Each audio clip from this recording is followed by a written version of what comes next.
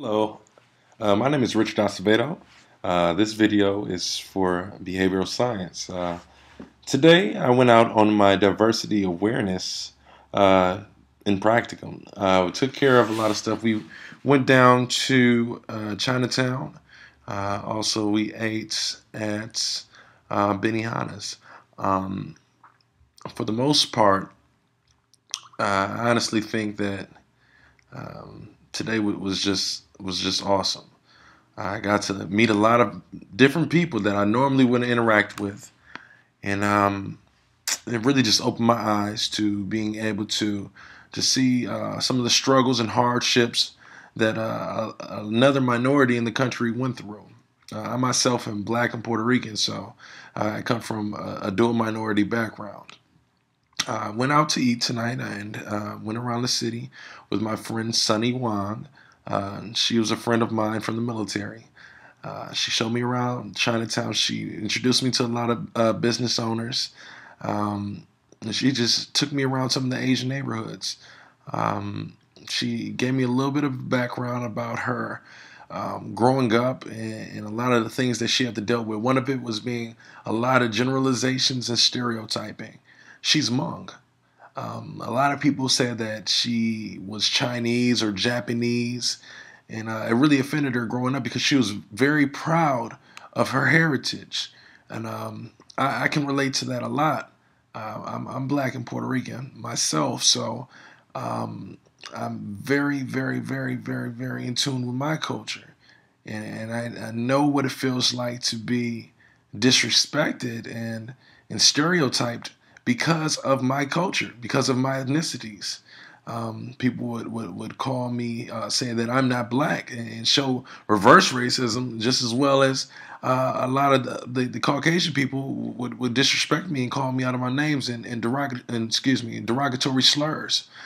So it was just a real eye-opening experience. The picture that I put up before this video was the guy at Benihana's chopping up and cooking some of the food in front of us. It was amazing. Even though it was not traditional Hmong and Laotian food, it still was just different for me because I'm so used to eating, being Americanized, excuse me, and eating soul food and the average American meal of hamburgers and hot dogs. So for me to try some of the sushi and for me to try some of the traditional rice meals and try some sake. It was beautiful. It was different.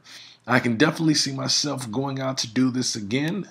Once again, it was beautiful to be able to be with a friend and know that she comes from a total opposite side of the world, but to have a lot of the same struggles that a lot of my people have went through. To come to this country and not having anything, being forced to live in a house with two different families just in order to try to make ends meet. Her family's doing a lot better for themselves now, but it's remarkable. It's remarkable to be able to see the strength and unity in those families because, like I said, they didn't have anything when they got here. They didn't have anything. They came over from a war-torn country that was impoverished, and came over to America and really lived out the American dream. They stuck together, built up a business, and that business today is actually doing pretty well for themselves. She has no worries. She's attended college, she's graduated from college, and she served in the military for 4 years. So, if anybody can tell me that the American dream is dead, I doubt it. I doubt it. It's not. It's not. We as Americans need to understand that instead of having strength and division, we need to have strength and diversity because if we come together like we did in the American Revolution and in the early times of war in our country, then shoot, there's no reason why we can't band as one to become an even stronger nation. I mean, we did it after 9/11.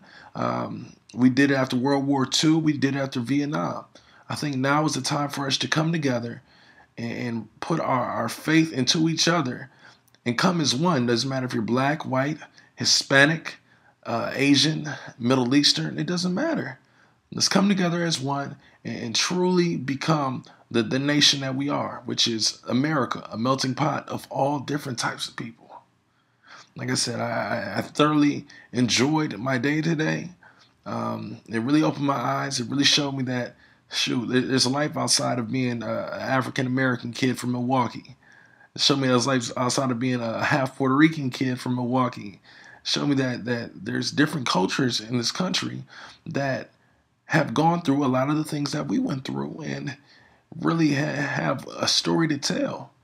And I think that if more people acknowledge that, we as a country will be a better place. Thank you.